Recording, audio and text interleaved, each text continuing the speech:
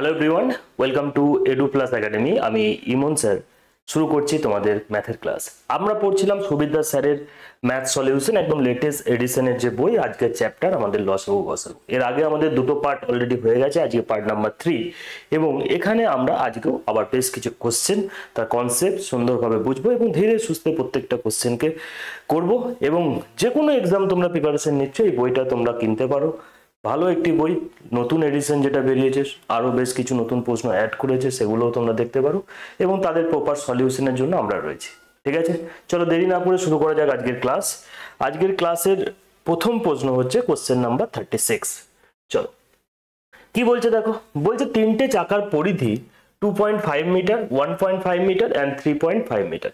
এই চাকাগুলি একই স্থানে একই দিকে যাত্রা শুরু করে, তবে সর্বনিম্ন কত দূরে চাকাগুলি পূর্ণ সংখ্যক বার আবর্তন করবে। মানে আমাকে এটা বলতে চাইছে যে সর্বনিম্ন কত দূরত্বে গিয়ে চাকাগুলি পূর্ণ সংখ্যকবার আবর্তন করবে। মানে এই যে 2.5, এই যে পয়েন্টে যেগুলো রয়েছে সেগুলো একটা পূর্ণ সংখ্যক বার আবর্তন করবে, বা একবার ঘুরলো, দুবার ঘুরলো, এরকম একটা যে ব্যাপারটা রয়েছে সেটা। এটার জন্য আমাদেরকে কি করতে হবে বলো? আমরা আগেও এই টাইপের একটি প্রশ্ন দেখেছি। তার মানে আমাদের এই যে নাম্বারগুলো যেগুলো আমাদের রয়েছে, এই সমস্ত নাম্বারগুলো আমাদেরকে কি নিতে হবে? 2.5, 1.5 and 3.5 মিটার যেগুলো রয়েছে, এগুলোর আমরা এখানে এলসিএম নিয়ে নেবো। তো এলসিএম যদি আমাদেরকে এটা নিতে হয়, চলো আমরা এলসিএম নিয়ে নিই। আমরা কি জানি 2.5 যদি আমরা, তাহলে কি নিতে হবে? যে এলসিএম নিতে হবে। এলসিএম কার? এলসিএম হচ্ছে 2.5। তো আমি ডাইরেক্ট এটা নিচে 10 লিখতে পারি, হ্যাঁ কি না পারি? 15/10ও লিখে দিতে পারি, আর এখানে 35/10 আমরা লিখতে পারি। একদম সিম্পল। পরীক্ষার হলে তোমাদের লেখার কোনো প্রয়োজন নেই, 10কে ডাইরেক্ট তোমরা পয়েন্ট দিয়ে এখান থেকে বাদ দিতে পারবে। তাহলে আমরা কি জানি? এলসিএম মানে উপরের সংখ্যাগুলো লসাগু আর নিচের সংখ্যাগুলো আমার এখানে গসাগু হবে। সিম্পল। তাহলে উপরের সংখ্যাগুলো যদি আমরা লসাগু করি, দেখো 25 আর 15, 25 আর 15 লসাগু কত হয়? তুমি কি বলবে? যে 25 আর 15 স্যার লসাগু হয় 75। 75 হয়ে যায়। আর তার মানে 75 আর 35-এর যদি আমাকে লসাগু নিতে হয়, আমরা রেশিও মেথডেও নিয়ে নিতে পারি। সিম্পল, আমরা রেশিও মেথডে নিতে পারি। কিরকম ভাবে? 5 দিয়ে যদি আমি কাটি, 5 দিয়ে কাটলে এটা আমার কত হয়ে যাবে? 15 হয়ে যাবে, আর এটা আমার 7 হয়ে যাবে। হয় তুমি 15কে 35 দিয়ে গুণ করো, অথবা 7কে 35 দিয়ে গুণ করো। এই যে দুটোর গুণফল হবে, সেটাই আমাদের এই তিনটে সংখ্যার এলসিএম এসে হয়ে দাঁড়াবে। ঠিক আছে, আমরা করি। 7 5 এ 35-এর 5 হয়ে গেল, 7 5 এ 35-এর 5, আর 3 থাকছে 7 7 49 আর 3-এ 49 আর 3-এ কত হয়ে যাবে? 49 আর 3-এ আমার হয়ে যাবে এখানে 52। তো 52, আর নিচে আমার এটা হয়ে গেল আমার এলসিএম, আর নিচে যেহেতু 10 আছে, তাহলে এটার আমার উত্তর কি হয়ে যাবে? 52.5 হয়ে যাবে আমার এখানে রাইট অ্যান্সার। 52.5 হয়ে যাবে আমার এই প্রশ্নের সঠিক উত্তর। একদম সহজ সরল প্রশ্ন একটি। তার মানে আমরা কি বলবো? যে 52 পয়েন্ট সর্বনিম্ন কত দূরত্বে গিয়ে চাকাগুলি পূর্ণ সংখ্যক বার আবর্তন করবে? তো 52.5 মিটার দূরে গিয়ে আমার এই চাকাগুলো আবার কি হবে? পূর্ণ সংখ্যক বার আবর্তন এরা করবে। ক্লিয়ার? চলো নেক্সট প্রশ্নে আমরা যাব। নেক্সট প্রশ্ন কি বলছে? আবার একই রকমই প্রশ্ন এটাও। দেখো কি বলছে, 4টি ঘন্টা। অলরেডি আমরা এই কোশ্চেনটা আগের ক্লাসেই করেছিলাম। তো 4টি ঘন্টা কি হচ্ছে? 20 মিনিট, 25 মিনিট, 1 ঘন্টা, আর 1 ঘন্টা 30 মিনিট পর ঘন্টার পর পর বাজে। একসঙ্গে দুপুর 12টায় বাজার পর আবার কখন গিয়ে বাজে। তো আমরা এই সংখ্যাগুলোর আমাদেরকে এলসিএম নিতে হবে। দেখো এটা হচ্ছে মিনিটে আছে, আমরা যদি ঘন্টায় করে নিই, তাহলে আমি ডাইরেক্ট বলতে পারি 20/60। এটা মানে কি? 20/60 মানে আমি বলতে পারি কি বলো? এখানে আমি নিচেই লিখছি, এটা 20/60 মানে আমি বলবো 1/3। ঠিক আছে, এটা একটা হয়ে গেল। তারপরে আমার 25 আছে, 25/60 করতে পারো তুমি। 25/60 মানে কত হবে? 5 দিয়ে কাটো, 5 5, 5/12। তারপরে 1 মিনিট আছে, মানে এটা তো ডাইরেক্ট আমার 1/1ই লিখছি আমি, জাস্ট তোমাদের করতে বা বুঝতে সুবিধা হবে এখানে। আর 3 ঘন্টা মানে কি? 3 একে 3 আর 1 মানে হচ্ছে 3/2। 3/2 আওয়ার। এগুলো সব আমার আওয়ারে চলে এসছে, আমরা এখানে আওয়ারে এটাকে ধরে নিতে পারি। ঠিক আছে, ক্লিয়ার এখান পর্যন্ত? আমরা প্রত্যেকটা জিনিসকে কি করলাম? ঘন্টায় এখানে কনভার্ট করে নিলাম। এবার আমাকে কি বলছে? তাহলে উপরের সংখ্যাগুলোর আমার যদি এলসিএম নিই, উপরের সংখ্যাগুলোর আমরা যদি এলসিএম নিই, তাহলে আমার কত হয়ে যাবে? এলসিএম আমার 15 হয়ে যাবে। আর নিচের সংখ্যাগুলো কত হবে স্যার? 1 হয়ে যাবে। এইচসিএম, নিচের সংখ্যাগুলোর আমরা এইচসিএম নেবো, আর উপরের সংখ্যাগুলো যদি আমরা এলসিএম নিই, তাহলে আমরা কি পাবো? উপর থেকে। তার মানে এটা আমার কি হয়ে গেল? 15 ঘন্টা পর আমরা বলতে পারি যে এই যে ঘন্টাগুলো যেগুলো বাজছিল সেগুলো পুনরায় আবার একসঙ্গে বাজবে, 15 ঘন্টা পর বাজবে। কিন্তু এখানে প্রশ্নতে একটা টুইস্ট দেখো কি বলছে, বলছে একসঙ্গে দুপুর 12টায় বাজার পর আবার কখন বাজবে। তাহলে দুপুর 12টা থেকে এখানে ভাবো যে দুপুর 12টা প্রথমবার বেজেছিল, তার 15 ঘন্টা পর বাজবে, 15 আওয়ার্স পর বাজবে। তার মানে কি হচ্ছে, দুপুর 12টা থেকে রাত 12টা চলে আসবে, আর তার সঙ্গে আমি যদি 3 যোগ করি মানে রাত 3টের সময় কি হবে, রাত 3টের সময় কি হবে, আবার তারা একসঙ্গে বাজবে। আশা করি ব্যাপারটা তোমরা বুঝতে পেরেছো। এখানে 15 ঘন্টা মানে 12 ঘন্টাতে ধরো এখন দুপুর বাজছে, দুপুর 12টা, আবার 12 ঘন্টা পর রাত 12টা হয়ে গেল, আর 3 ঘন্টা অ্যাড করে দিলে কি রাত 3টের সময়, রাত 3টে যখন বাজবে, রাত 3টের সময় সেই ঘন্টাগুলো আবার কি হবে, একসঙ্গে বাজবে। ক্লিয়ার? চলো নেক্সট প্রশ্ন দেখবো। বৃহত্তম বলেছে মানে এদের এইচসিএফ বলছে যে কোনো সংখ্যার যে কোনো বৃহত্তম সংখ্যা দ্বারা 268 এবং 288 এবং 468 সম্পূর্ণরূপে বিভাজ্য হবে। বলছে কোন বৃহত্তম সংখ্যা, যখন বলছে হাইয়েস্ট কমন নাম্বার আমাকে এখানে বার করতে হবে, কোন বৃহত্তম বলেছে। বৃহত্তম মানে আমরা কি জানি, তাহলে এই দুটো সংখ্যার আমাদেরকে এইচসিএফ করতে হবে। তো আমরা ডিফারেন্স মেথডে যদি নিই, দেখো 68 আর 288 যদি আমি এখান থেকে বাদ দিয়ে দিই, ঠিক আছে, তাহলে আমার এটা কত হয়ে যাবে তুমি বলো। তুমি বলবে স্যার এটা যদি আমি বাদ দিই তাহলে 0 হয়ে গেল, 8 8 16 হয়ে গেল, 8 8 16 হয়ে গেল, আর এখানে কত হয়ে যাচ্ছে আমার 1 হয়ে যাচ্ছে, 180 চলে আসছে। তো 180কে আমি কি করতে পারি, 4 × 45 করতে পারি। দেখো 4 দিয়ে তো এই দুটো সংখ্যাই কেটে যাচ্ছে, কিন্তু 45 দিয়ে কি দুটো সংখ্যা কাটবে, কারণ 45 দিয়ে কাটবে না। তাহলে 45কে আমি কি করতে পারি, 5 × 9 করে নিতে পারি। দেখো 4 দিয়ে এই দুটো সংখ্যায় যাবে এবং 9 দিয়েও এই দুটো সংখ্যায় চলে যাবে। দেখো 10 18 হয়ে যাচ্ছে, আর এখানে 16 16 দুগুণে 18। তাহলে আমাদের এদের যে এইচসিএফ যেটা হবে, এইচসিএফ কত হয়ে যাবে, 4 × 9 = 36 হয়ে যাবে আমাদের সঠিক উত্তর। 36 হয়ে যাবে আমার এই প্রশ্নের সঠিক উত্তর। এইচসিএফ কত হবে, 36 হয়ে যাবে আমার এখানে রাইট অ্যান্সার। ক্লিয়ার? নেক্সট দেখবো। নেক্সট দেখো বলছে 5 8 এবং 15 গুণিতক। বলছে ক্ষুদ্রতম পূর্ণ সংখ্যাটি এমন একটি ক্ষুদ্রতম পূর্ণ সংখ্যাটি যা 5 8 এবং 15 গুণিতক হবে। 5 8 এবং 15 গুণিতক হবে। ক্লিয়ার? বলো তার মানে কি হচ্ছে, গুণিতক মানে কি বলছে, এলসিএম মাল্টিপল নেওয়ার কথা বলছে। এমন কোন সংখ্যা, তার মানে এই তিনটে এলসিএম করে দাও, এর থেকে সহজ প্রশ্ন আর কিছু হয় না। 5 15 এবং 8 এদের এলসিএম কি হবে, দেখো এই দুটো সংখ্যার এলসিএম হয়ে গেল 15, এই দুটো সংখ্যার এলসিএম হয়ে গেল 15, তাহলে 15 আর এই দুটোর মধ্যে যদি কোনো কিছু কমন পাচ্ছি না আমি, 15 × 8 120 হয়ে যাবে আমার এখানে রাইট অ্যান্সার। তাহলে কোন ক্ষুদ্রতম পূর্ণ সংখ্যা কোনটা হবে, এই 120 এমন একটা সংখ্যা হবে যেটা 5 দ্বারা 8 দ্বারা এবং 15 দ্বারা এখানে বিভাজ্য হবে। 5 দ্বারা 8 দ্বারা এবং 15 দ্বারা এখানে বিভাজ্য হবে। ক্লিয়ার? এবার দেখো কি বলছে যে 72 108 এবং 300 দ্বারা বিভাজ্য ক্ষুদ্রতম পূর্ণ ঘন সংখ্যা কোনটি। পূর্ণ ঘন সংখ্যার কথা বলেছে, মানে কিউব নাম্বারের এখানে কথা বলছে, কিউব নাম্বারের কথা বলছে। ক্লিয়ার? কোনো অসুবিধা নেই, করবো আমরা ধীরে সুস্থে।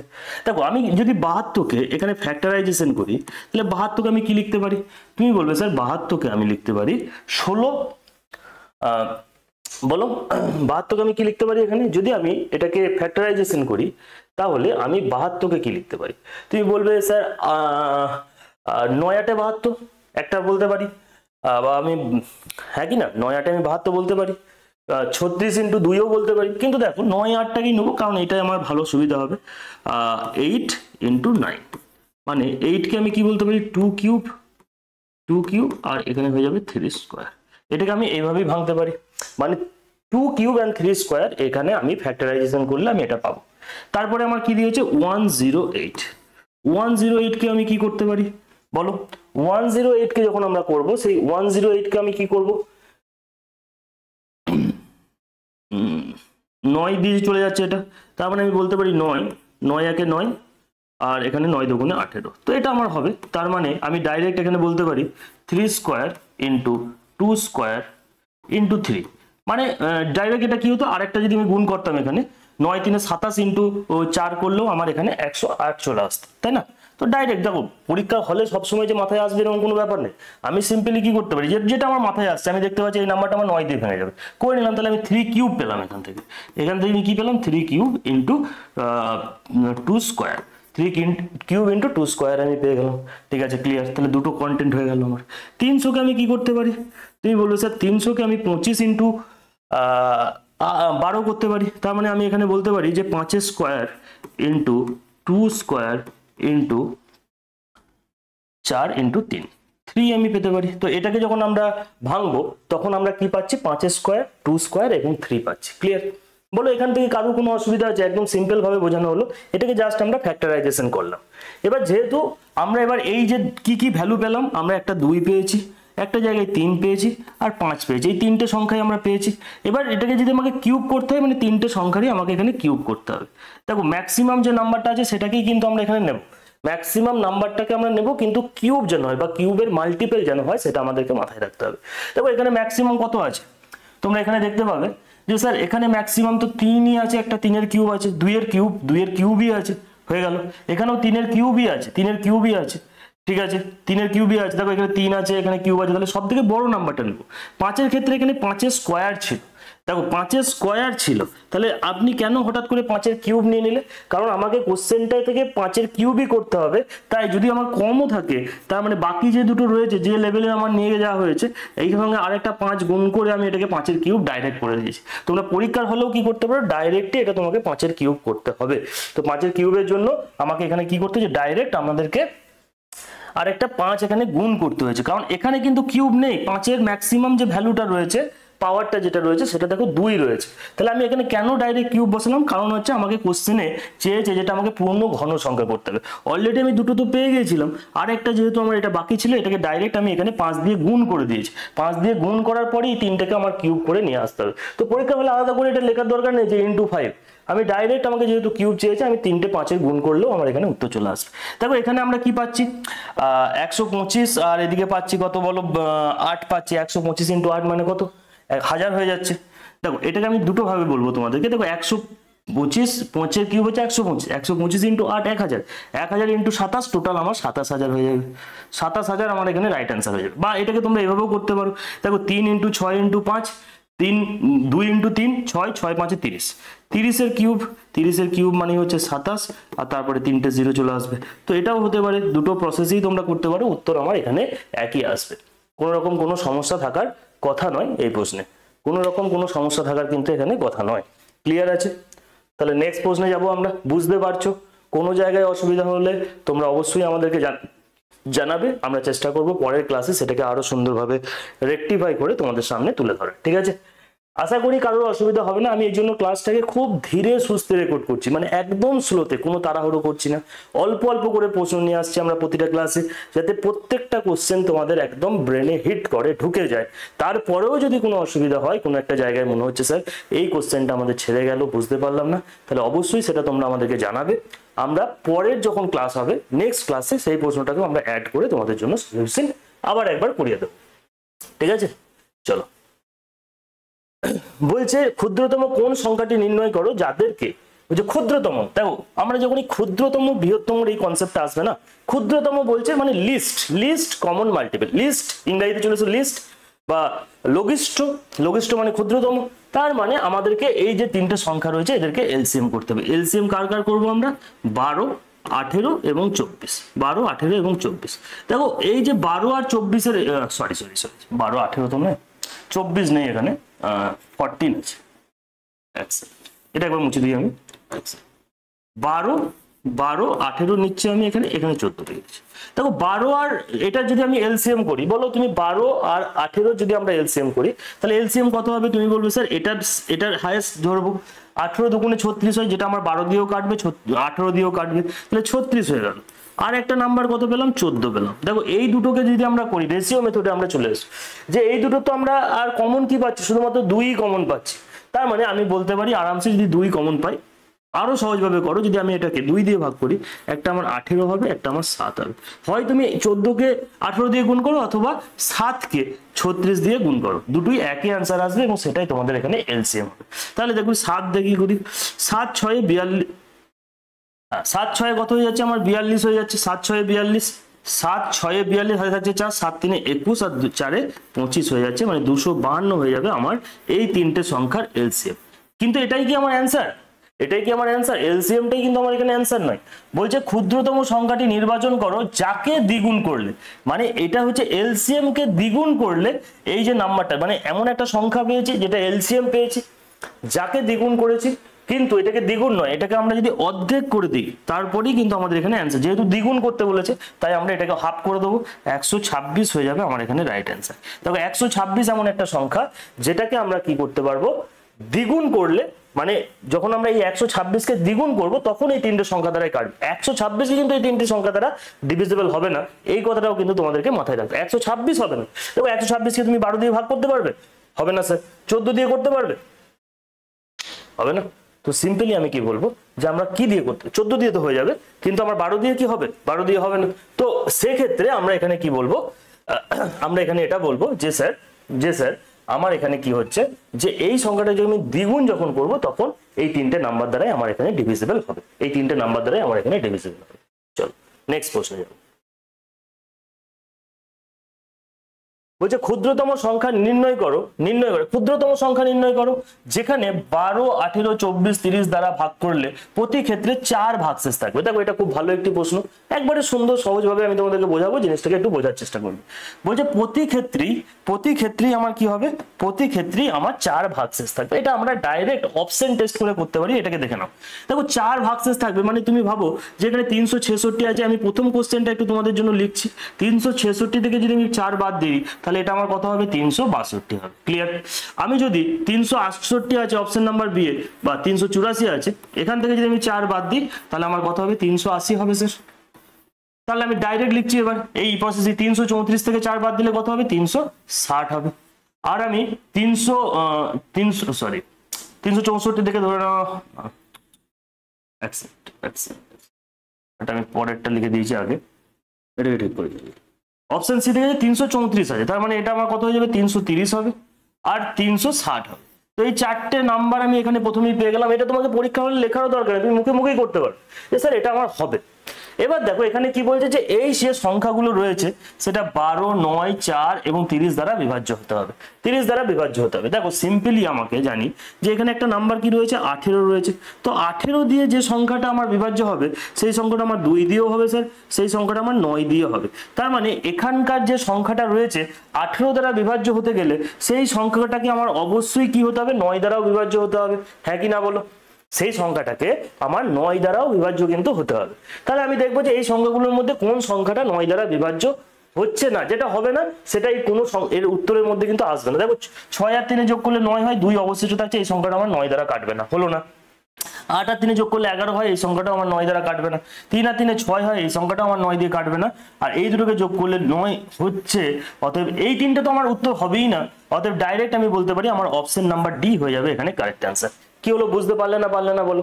সিম্পলি আমরা কি বলো, যত ভাগশেষ আছে অপশন থেকে তত করে আমরা বাদ দিয়ে দেবো, দিয়ে আমাদের যে কোনো একটাকে আমরা এখানে ট্রায়াল মেথডে দেখবো। ট্রায়াল মেথডে আমরা দেখবো যে স্যার কোনটা হচ্ছে। হতে পারে তোমার দুটো অপশন এখানে মিলেছিল, তখন তোমাদেরকে অন্য একটা সংখ্যা দিয়ে এটাকে টেস্ট করতাম, সেটাও আমরা দেখবো যদি কোনো প্রশ্ন আসে। কিন্তু এই প্রশ্নটা বেশিরভাগই এই ধরনেরই প্যাটার্নে আসে এবং তোমরা এখান থেকে আশা করি এই প্রশ্নটাকে বুঝতে পেরেছো, করতে পারবে। তাহলে এই প্রশ্নটা তোমরা সহজে অ্যান্সার করো। দেখো সহজে অ্যান্সার করবে। কি রয়েছে, 8, 10, 12 এবং 18 দ্বারা বিভাজ্য হতে হবে। 8, 10, 12 এবং 18 দ্বারা বিভাজ্য হতে গেলে প্রতি ক্ষেত্রে 5 ভাগশেষ থাকবে। ভালো করে ভাবো যে 5 যদি ভাগশেষ থাকে, যে আমি যদি এখান থেকে 5 বাদ দিয়ে দিই, ডাইরেক্ট করবো আমরা, যে আমি যদি এই সংখ্যাটা থেকে 5 বাদ দিই তাহলে আমার এটা কত হবে? তুমি বলবে স্যার 5 বাদ দিলে এটা কত হয়ে যাবে, 88 হয়ে যাবে। সরি, কি করছি আমি, 5 বাদ দিলে 92 হবে। সরি 5 বাদ দিলে এখানে কত হবে বলো? এই সংখ্যা থেকে যদি আমি 5 বাদ দিয়ে দিই তাহলে 392 হয়ে যাবে, 392 হয়ে যাবে। এখান থেকে 5 বাদ দিলে 403 হয়ে যাবে, 403 হয়ে যাবে। এখান থেকে 5 বাদ দিলে 366 হয়ে যাবে, আর এখান থেকে 5 বাদ দিলে 360 হয়ে যাবে। দেখো আরামসে তুমি দেখেই উত্তর বলতে পারবে স্যার কোনটা উত্তর হবে, কারণ এখানে একটা সংখ্যা রয়েছে 10। এই নাম্বারটা কি 10 দ্বারা ডিভিজিবল হবে, এই তিনটে সংখ্যা? না স্যার, হবে না। তাহলে এটাই আমার কারেক্ট অ্যান্সার হবে। দেখো তুমি এই সংখ্যাটাকে 18 দ্বারাও ভাগ করতে পারবে, 8 দ্বারাও ভাগ করতে পারবে, 8 4 32, 8 5 40, 45 গুণ 12 দ্বারাও আরামসে কেটে যাবে। সমস্ত নাম্বারগুলোই শুধুমাত্র এই সংখ্যাটাই এই নাম্বারটা দিয়ে ভাগ করতে পারবে।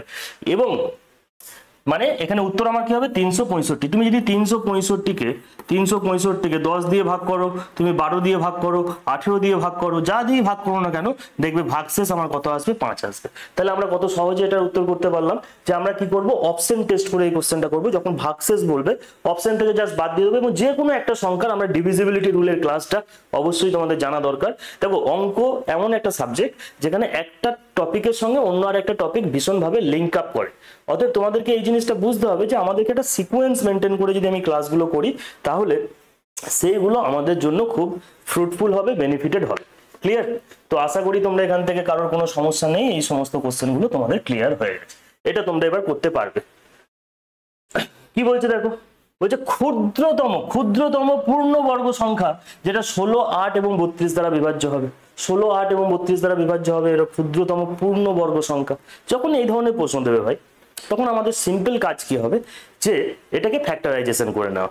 কারণ এটাই হচ্ছে বেস্ট প্রসেস। ফ্যাক্টরাইজেশন যদি আমরা করে নিই, তাহলে কোথায় কোন নাম্বারটাকে আরো এক্সট্রা অ্যাড করতে হবে সেটা আমরা বুঝতে পারবো। যেমন ধরো এখানে আমি বুঝাই তোমাদেরকে, 16 রয়েছে, 24 রয়েছে, 16 রয়েছে, 24 রয়েছে এবং 32 রয়েছে।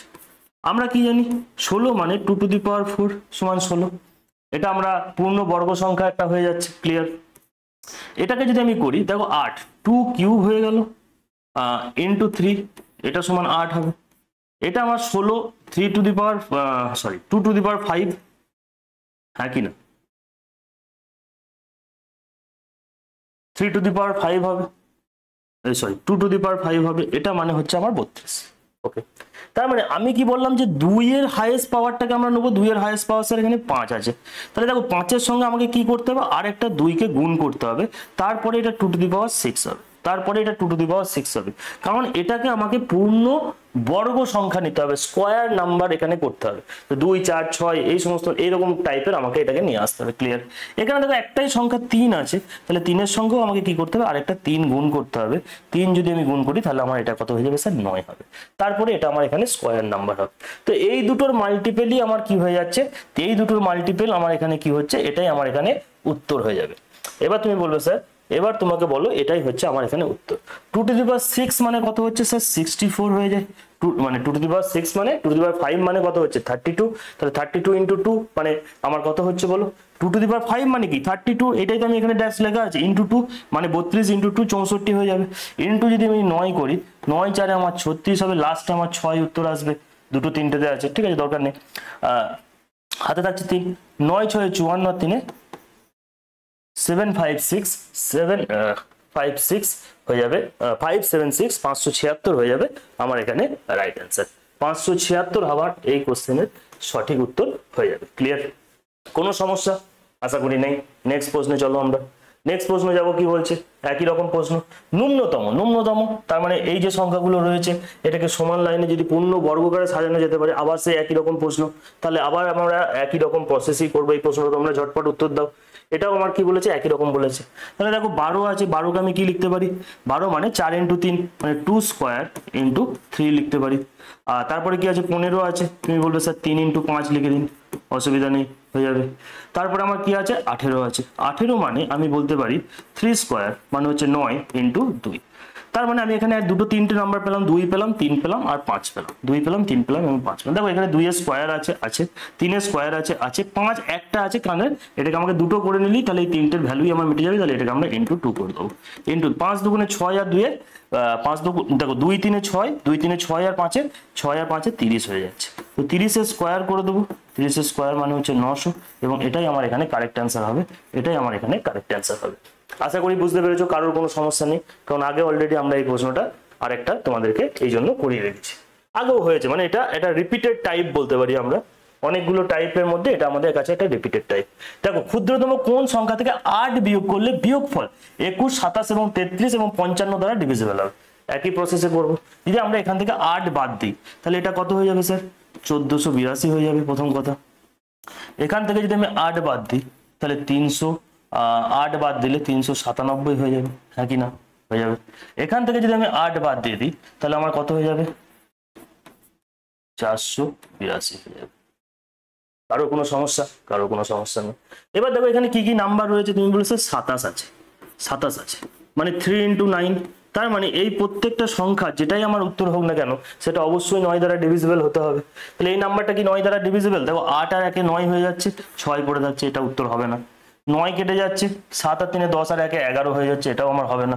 4 আর 5 9 হয়ে গেল, 8 আর 2 10 আর 1 11, এটাও আমার উত্তর হতেই পারে না। তাহলে অপশন নাম্বার ডি হয়ে যাবে আমার এখানে right answer. Option number D হয়ে যাবে আমার এখানে রাইট অ্যান্সার। আশা করি এই প্রশ্নটাও তোমরা বুঝতে পেরেছো, কোনো সমস্যা থাকার কথা নয়। নেক্সট প্রশ্ন। নেক্সট প্রশ্ন আমাদের জন্য কি বলছে দেখো, আবার একই রকম প্রশ্ন বলছে 3 বিয়োগ করলে বিয়োগফল এত বিভাজ্য। তাহলে দেখো এই প্রশ্নটা ভালো প্রশ্ন, এটা দেখবে। 3 যদি আমি এখান থেকে বাদ দিই তাহলে তুমি কত বলবে স্যার? 1254 হয়ে যাবে। এখান থেকে যদি আমি বাদ দিই 1257 হয়ে যাবে। এখান থেকে যদি বাদ দিই 1260 হয়ে যাবে। ক্লিয়ার? 1260 হয়ে যাবে।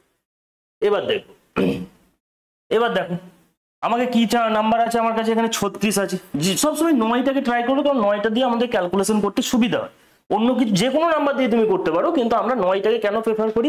আমরা তাড়াতাড়ি মুখে মুখে এটাকে ক্যালকুলেশন করে কেটে দিতে পারি। তাহলে এটা আমার কি হতে পারে? এই সংখ্যাটা যাই হোক না কেন উত্তর, সেটা আমার 4 দ্বারাও ডিভিজিবল হতে হবে এবং 9 দ্বারাও ডিভিজিবল হতে হবে, এটা আমরা জানলাম। তাহলে এই নাম্বারটা কি 9 দ্বারা হচ্ছে? তুমি বলবে না স্যার হচ্ছে না, বাদ দাও। 7 আর 2 9, এটা 6 পড়ে থাকছে, এটা হবে না। দেখো এই যে সংখ্যাটা রয়েছে এটা আমার 9 দ্বারা ডিভিজিবল হয়ে যাচ্ছে। এই যে সংখ্যাটা আমার 9 দ্বারা ডিভিজিবল হচ্ছে এবং 4 দ্বারাও আমার এখানে ডিভিজিবল হচ্ছে, তাহলে কি এটাই আমার কারেক্ট অ্যান্সার হবে? আমি যে কোশ্চেনটা তোমাকে বলছিলাম যে এটাই কি আমার কারেক্ট অ্যান্সার হবে? না, আমাকে এবার ভেরিফাই করতে হবে নেক্সট নাম্বারগুলো দিয়ে। এবার তুমি ডাইরেক্ট দেখলে স্যার এখানে তারপরে আমার কি আছে, এটা 4 দ্বারা চলে যাবে, 7 দ্বারা যাবে কিনা আমি একবার দেখে নিই। বা তুমি এখানে ধরো এখানে আরো নাম্বার আছে, 5 দ্বারা যাবে কিনা, 5 দ্বারাও যাবে, 9 দ্বারাও যাবে। তাহলে এটা এই নাম্বারটা 45 দ্বারাও ডিভিজিবল হবে। 7 দিয়ে দেখলে 7 একে 7 হয়ে গেল, তাহলে হাতে কত থাকছে আমার? 7 5 56, 7 8 56, 7 দিয়েও চলে যাচ্ছে। এবার দেখো এই নাম্বারটা আমি জাস্ট একবার চেক করবো 11 দ্বারা যাচ্ছে কি, এই নাম্বারটা কি আমার 11 দ্বারা যাচ্ছে? তাহলে তুমি ভাবো যে 1260কে আমি যদি 11 দ্বারা ভাগ করি, তাহলে 11 একে 11, 16 পড়ে থাকছে, 16 পড়ে থাকছে, 50 হয়ে যাবে। তাহলে এই নাম্বারটা আমার 11 দ্বারা যাবে না, তাহলে এটাও কিন্তু আমার এখানে কারেক্ট অ্যান্সার হবে না। শুধুমাত্র একটাই চেক করলে হবে না, যদি আমার এখানে আরেকটা অপশন থাকতো, আরেকটা, এখানে যেহেতু কোনোটাই নেই, কোনোটাই নয়, এই অপশনটা দিয়েছে এটার জন্য, এই দুটো তো আমার হবে না, আমি কনফার্ম। কিন্তু এখানে ধরো তোমাকে অন্য আরেকটা নাম্বার দিয়েছে, তাহলে তুমি কি করতে? এই নাম্বারটাকে একবার টেস্ট করে নিতে এবং এটাই আমি কারেক্ট অ্যান্সার তখন মারতে পারতাম। কিন্তু যদি দুটো হয়ে যায়, দুটো উত্তর হয়ে যায়, বা কোনোটাই নয় এরকম অপশন থাকে, তখন আমাদেরকে রিভেরিফাই করতে হবে বাদবাকি যে কোশ্চেনের আদার্স টার্মগুলো দিয়েছে বা আদার্স যে নাম্বারগুলো দিয়েছে সেই নাম্বারগুলোকে দিও। ক্লিয়ার? ঝটপট সেশনটাকে একটু লাইক করে দাও যারা এখান পর্যন্ত ক্লাসটিকে বুঝতে পেরেছো। নেক্সট প্রশ্ন কি বলছে? বলছে ক্ষুদ্রতম সেই সংখ্যাটা নির্ণয় করো যাতে 4 24 36 দ্বারা ভাগ করলে। হ্যাঁ, এটা খুব ভালো প্রশ্ন। দেখো এখানে কি বলছে যে 16 24 এবং 36 দ্বারা যদি আমি ভাগ করি তাহলে আমি একটা 6 পাবো, মানে রিমাইন্ডার কত পাবো? 6 পাবো, 14 পাবো এবং 26 পাবো। প্রতিটা ক্ষেত্রেই আমরা কি দেখতে পাচ্ছি? 10, এখানেও 10, এগুলোকে যদি আমি বাদ দিই 10 10 এবং 10, 10-এর আমরা গ্যাপ দেখতে পাচ্ছি। এই যে গ্যাপ যেটা দেখতে পাচ্ছি সেই গ্যাপটা কি আমরা কি বলছি? নেগেটিভ রিমাইন্ডার বলছি। নেগেটিভ রিমাইন্ডার আমরা এখানে বলে থাকি। এই যে 10-এর গ্যাপ দেখতে পাচ্ছি এটাকে আমরা কি বলছি স্যার? এটাকেই আমরা এখানে নেগেটিভ রিমাইন্ডার বলছি। তার মানে এবার আমরা কি করতে হবে? আমরা দেখলাম হ্যাঁ প্রত্যেকের ক্ষেত্রে যদি গ্যাপ আমার সেম থাকে তাহলে এই ধরনের প্রশ্নের ক্ষেত্রে কি করব? উপরে যে সংখ্যাগুলো রয়েছে এদের আমরা এলসিএম করব। দেখো 24 আর 36-এর এলসিএম কত হয়? 72 হয়। আর এখানে একটা কি পড়ে থাকছে স্যার? 16 পড়ে থাকছে, 16। এটাকে আমি 4 দিয়ে কাটতে পারি, 8 দিয়ে কেটে যাবে। দেখো 8 9 72, 8 2 16, 8 9 72, 8 2 16।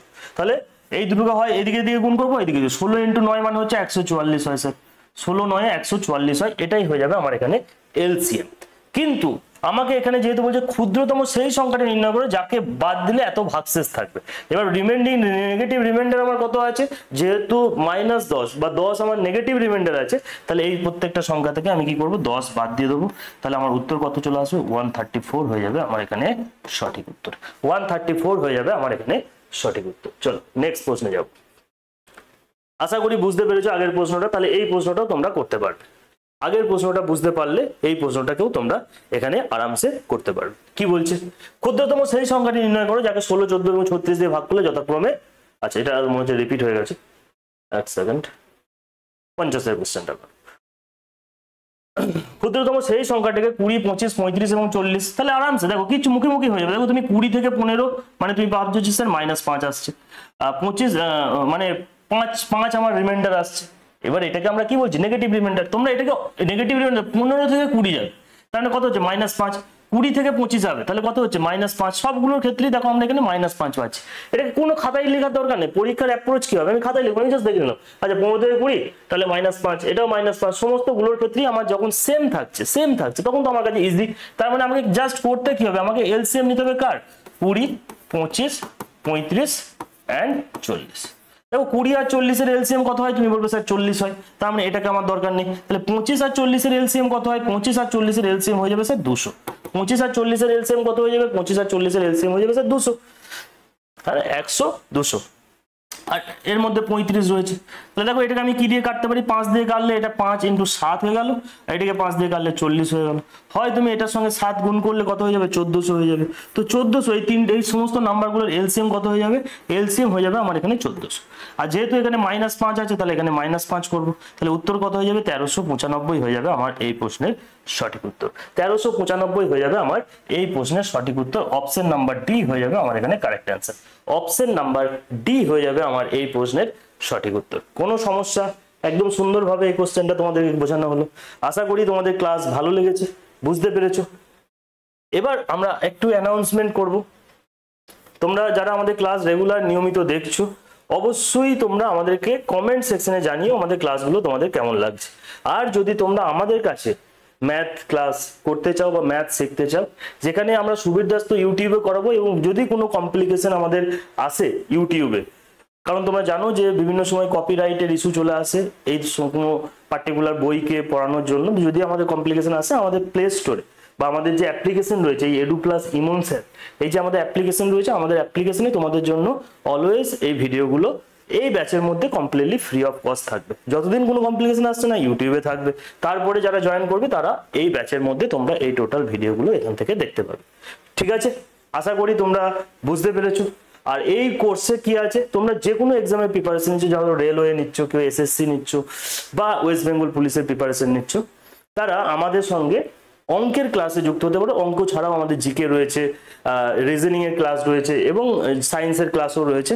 তোমরা যে কোনো আমাদের ব্যাচে এনরোল করতে পারো। ব্যাচে এনরোল করার জন্য আমাদেরকে এই এডু প্লাস ইমন স্যার আমাদের যে অ্যাপ্লিকেশন রয়েছে সেই অ্যাপ্লিকেশনে তোমাদেরকে যুক্ত হতে হবে, অথবা নিচে দেওয়া নাম্বারে তোমরা আমাদের সঙ্গে কন্ট্যাক্ট করতে পারো।